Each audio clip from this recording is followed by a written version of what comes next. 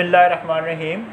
Chapter number 4 9th class new syllabus के मुताबिक और उसकी एक्सरसाइज नंबर 4.1 है। चैप्टर का जो टॉपिक है वो फैक्टराइजेशन एंड अलजेब्रिक मल्टीप्लिकेशन है।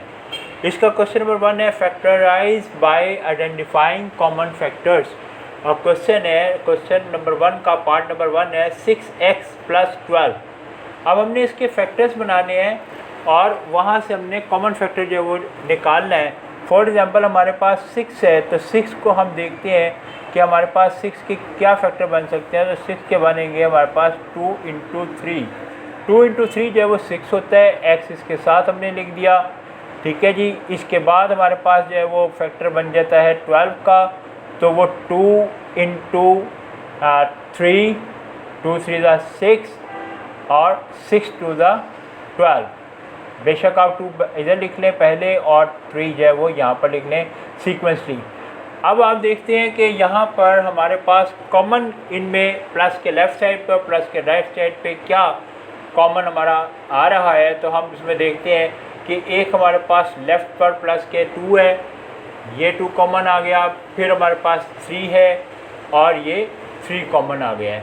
तो अब हम ये जो कॉमन हमने लिए वैल्यूज़ वो हम यहाँ पर अलग करके लिख देंगे कि 2 और × 3 ये हमारा कॉमन आया है।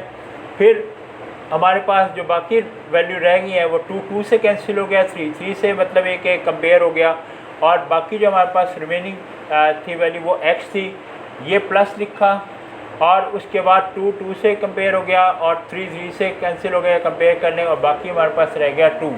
अब हमारा जो आंसर बना वो बना 2 × 3 = 6 × x + 2।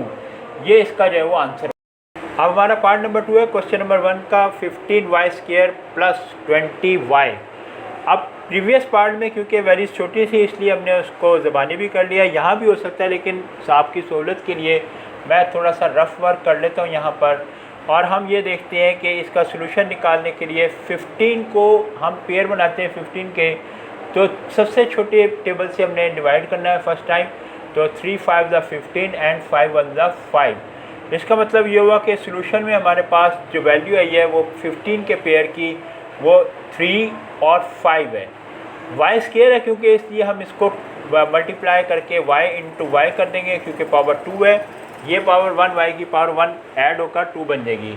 फिर प्लस लिखा। अब 20 को भी हम ऐसे ही फैक्टर बना लेंगे 20 के भी, ताकि हमें आसानी रहे फैक्टर बनाने में। तो 2 से सबसे छोटे टेबल से हमने किया इसको डिवाइड। 2 × 1 = 2 0, 2 × 5 = 10 एंड 5 × 1 = 5। यहाँ जब तक 1 ना आए हमने उसको डिवाइड करते रहना है। तो अब हमारे पास जो इसके फैक्टर बने 2 × 2 × 5, और यहाँ पर क्योंकि y सिंगल पावर में है, 1 पावर है, इसलिए हमने उसको सिंगल पावर में ही लिख दिया। अब देखते हैं कि यहाँ पर हमारे पास जो है वो पेयर क्या बन रहे हैं, यानी कि कॉमन क्या आ रही है वैल्यूज़। तो हमारे पास फर्स्ट ऑफ ऑल जो है वो हमारे पास 5 एक कॉमन है, यहाँ भी 5 है। फिर हमारे पास y कॉमन है, यहाँ भी y है। तो हम इन कॉमन आई हुई वैल्यू को जो है वो पहले लिख लेंगे। तो 5y हमारा कॉमन आ गया, तो रिमेनिंग वैल्यू जो है वो है 3 और y बाकी हमारा बचा था यहाँ पर, और प्लस 2 × 2 4 है। हम इनको मल्टीप्लाई कर देंगे 2 × 2 4। बस यही हमारा जो है वो आंसर है। 5y × 3y + 4 जो रिमेनिंग वैल्यूज़ थी हमने उनको लिख दिया और ये हमारा जो है वो आंसर बन गया है।